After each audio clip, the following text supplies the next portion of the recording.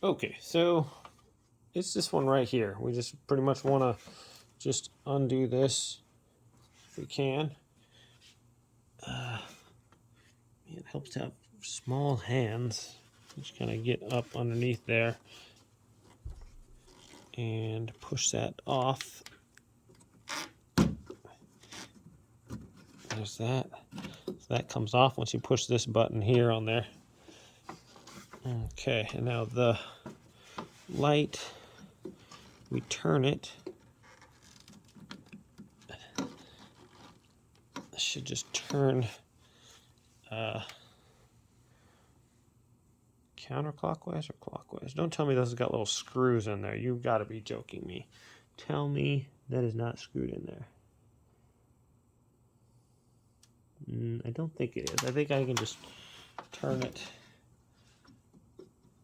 counterclockwise. It's a really difficult angle. There we go. Not too difficult. And there it is. Okay.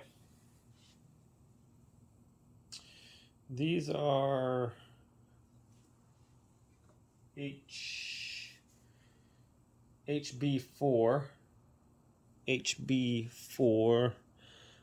right there, and that's what we're replacing them with, is these ones right here. So should be a lot brighter, hopefully. So I'm just going to take this one out and just reverse the steps here.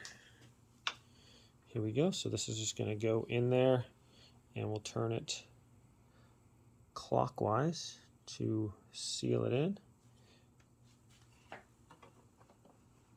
Hopefully, get my hand up underneath there, I think. I had to do that before. It seemed like it was really easy once I got my hand in there. Okay, so this is going to go in there. And then basically push it in. Okay, like that. So it's going to be when the plug-in is facing downward, that's when you know it's locked in. So it's going to be about facing down at that angle, right, like that. And then we're going to turn it so it locks into place. Okay, just kind of maintaining some pressure on the front part here.